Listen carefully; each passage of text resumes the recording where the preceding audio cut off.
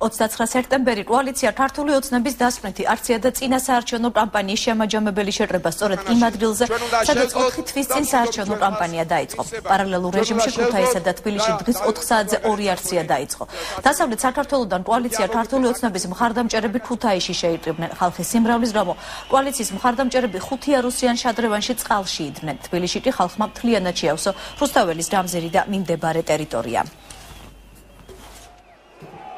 საქართველო,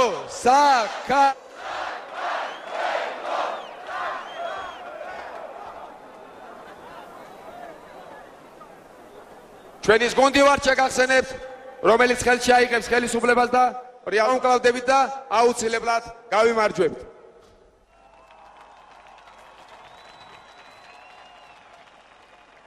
იცი, რომ თქვენ გახართ სამართლიანობისა და სიმართლის მხარეს და თქვენ ვეღარავინ მოგერევათ.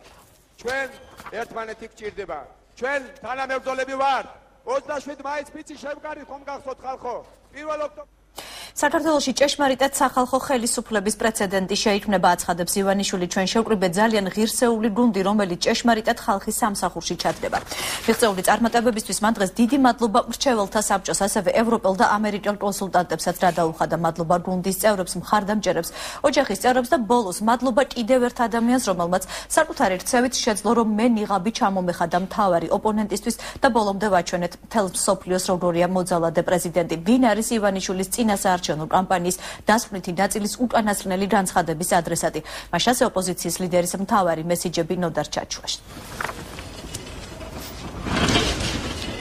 დიახსოფო კოალიცია ქართული ოცნების აქცია დღეს მთავარ მოედანზე, თავისუფლების მოედანზე დაახლოებით 3 საათის განმავლობაში მიმდინარეობდა. შეხვედრის პირველი ნაწილი იყო, შეიძლება ითქვას, რომ არაპოლიტიკური კულტურული ნაწილი, სადაც მომღერლები და ცნობილი შემსრულებლები სხვადასხვა სახის სიმღერებს ასრულებდნენ და ასევე ახსნეს საკუთარი იქ ყოფნის მიზეზები. შემდეგ უკვე ბიძინა ივანიშვილმა რამდენიმე ძირითად საკითხზე გაამახვილა ყურადღება. პირველი რაც იყო და რაზეც ბიძინა ივანიშვილმა ისაუბრა, ეს იყო მოწოდებები პედაგოგების მისამართით, ასევე საჯარო მოხელეების მისამართით და ჯარისა და პოლიციის მისამართით. ბიძინა ივანიშვილმა მასწავლებლებთან დაკავშირებით აღნიშნა, რომ ხელისუფლებას ისინი როგორც მორჩილი მონები იმისთვის ჭირდება, ხოლო ქართული ოცნება მათ ცდილობს, რომ დაუბრუნოს ღირსება. რაც შეეხება ჯარისკაცებს და პოლიციელებს კი მოუწოდა, რომ ჩაჯდნენ სამართლებრივ ჩარჩოებში, ყოველთვის დადგნენ ქართველი ხალხის გვერდით და არ შეასრულონ არავის დავალებები, უკანონო დავალებები. აღნიშნა კოალიციის ლიდერმა ბიძინა ივანიშვილმა დღეს ასევე ისაუბრა საჯარო მოხელეებთან დაკავშირებითაც და გავრცელებულ ჭორზე თითქოს კოალიცია ქართული ოცნება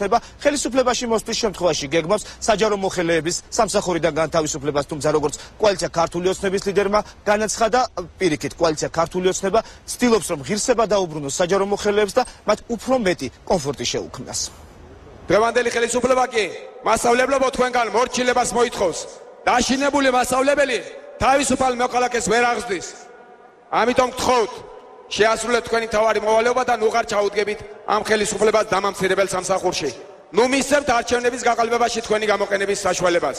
ნუ შეგეშინდებათ, ჩვენ დაგიცავთ ყველას, თვითონ თქვენგანს. თქვენ საჯარო მოხელეს მიმართავთ, დაჟინებით გიმტკიცებდნენ, რომ თუ ქართული ოცნება მოვიდა ხელისუფლებაში, ყველას სამსახურიდან გაყრის და ანგარიშს გაუსწორებს. მე პირდაპირ და გადაჭრით ვიტყვი, ჩვენ ამას არ დაუშვებთ. პირიქით შეწყდება პოლიტიკური ანგარიშსწორება. არ დაიწყება წინა ხელისუფლების მომხრეების და სახელისუფლებო სტრუქტურებში ნამსახურები ადამიანების დევნა. ჩვენ გავათავისუფლებთ საჯარო სამსახურს პოლიტიკური წნეხისაგან. მიმართავ ჩვენს ჯარისკაცებსა და პოლიციელებს. ჩვენ იმისთვის მოვდივართ ხელისუფლებაში, რომ დამსახურება არ დაეკარგოს არც ერთ ჩვენს მოქალაქეს, ვით უფრო სახელმწიფოსათვის თავდადებულ ჯარისკაცსა და პოლიციელს. ოფიცერი თუ ჯარისკაცი ის ადამიანია, რომელიც მზადა სიცოცხლე გაიღოს თავისი ქვეყნისა და ხალხის დასაცავად. ისინი თავს წირავენ სხვა ადამიანების სიცოცხლეს გადასარჩენად, სხვა ადამიანის სიცოცხლის გადასარჩენად, ქვეყნის გადასარჩენად. ამაზე მეტი კეთილშობილება რა უნდა იყოს? და როგორ შეიძლება ეს თავგანწირვა, ეს კეთილშობილება არ დაუფასოთ ჩვენ სამხედროებს? ჩვენო საიმედო ოფიცრებო და ჯარისკაცებო, არასოდეს არ უნდა დაივიწყოთ, რომ თქვენ მხოლოდ ხალხსა და ქვეყანას იცავთ და ემსახურებით და არა რომელიმე ხელისუფლებას. პირიქით, ხელისუფლება თავად უნდა ემსახუროს თავის თავდადებულ მეომრებს და მათ ოჯახებს. და ეს ასეც იქნება, როცა ჩვენ მოვალთ ხელისუფლებაში ამას გვირდებით. კოალიცია ქართული ოცნების ლიდერი დღეს ასევე კიდევ ერთხელ გამოეხმაურა ოპონენტების მიერ გავრცელებულ ბრალდებას იმასთან დაკავშირებით, რომ თითქოს კოალიცია ქართული ოცნება გეგმავს საქართველოს წარსულში დააბრუნოს და ჩამოიყვანოს და უკან დააბრუნოს კრიმინალები და ქურდები. ბიძინა ივანიშვილმა აღნიშნა, რომ ქართულ ოცნებას აქვს კონკრეტული გეგმა თუ როგორ უნდა შექმნას სამართლიანი სისტემა, სადაც კრიმინალის ადგილი არ არის, თუმცა ბიძინა ივანიშვილმა ასევე აღნიშნა, რომ იგი მკაცრად გააკონტროლებს და ასევე არ უნდა იყოს ადგილი ქურდად ქცეული ხელისუფლების. მაგრამ მე არ მინდა გაბრაზებულმა საზოგადოებამ გამოიტანოს გადაწყვეტილება. არ მინდა თქვენი არჩევნით ანგარიში გაუსწოროთ ვინმეს. ახალ ხელისუფლებას ანგარიში და მოდამ ამ ბოლო დღეებში ჩვენ ხელისუფლების იმდენი უბადრუკი მცდელობის მოწმენი გავხდით. თავის დანაშაულსა და სისასტიკეს ისეთი უღირსობა და უსუსური ფარული ჩანაწერები დაუპირისპირეს, რომ ყველასათვის ნათელი გახდა. წყალწაღებული ხავს ეჭიდება. სააკაშვილი ცდილობს საქართველოს მოსახლეობა იმაში დაარწმუნოს, რომ ჩვენი ხელისუფლება შემოსვლის შემდეგ საქართველოში ყავ კრიმინალებისა და ქურდების დრო დაბრუნდება. დაარწმუნებული ვარ, ამის უკვე აღარ ავისჯერა. ამ სისულელის არ ჯერა თავად ხელისუფლებასაც. მე კიდევ ერთხელ გავიმეორებ იმას, რომ რაც არ ერთხელ მithქვავს, წესრიგი მოაქვს სამართალს და სამართლიანობას. უსამართლობასა და ძალმომრობაზე დამყარებულ წესრიგს მოაქვს ერთი მოძალადის მეორე მოძალადით შეცვლა. საქართველოში ხალხმა საკუთარ თავზე გამოსადა თუ რას ნიშნავს კანონიერი ქურდების მიერ დამყარებული წესრიგი და ამას აღარავინ დაუშვებს. ეს დრო საქართველოში აღარასოდეს დაბრუნდება, მაგრამ ჩვენ არც იმას დაუშვებთ, რომ კანონიერი ქურდი ქურდად მომჯდარვა ხელისუფალმა ჩაანაცვლოს.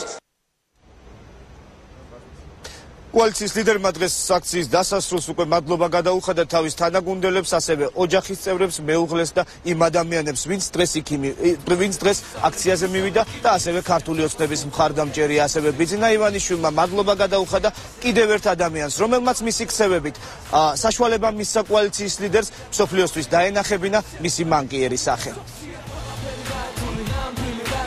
მადლობა მინდა გადაუხადო კიდევ ერთ ადამიანს, რომელმაც შეძლო და საკუთარი ქცევით ნიღაბით ჩამოუხადე ჩემს ოპონენტს და ბოლომდე ვაჩვენე მთელ მსოფლიოს როგორია ჩვენი მოძალადე პრეზიდენტი. და რაც მთავარია, მე შევძელი გული გადამეხსნა თქვენთვის და დამემტკიცებინა ის დიდი სიყვარული, ის რომ მე თქვენ უზომოდ მიყვარხართ. უზომოდ მიყვარს ჩემი ქართველი ხალხი, უზომოდ მიყვარს ჩემი საქართველო და უზომოდ მიყვარს ჩემი საქართველოს მოქალაქეები.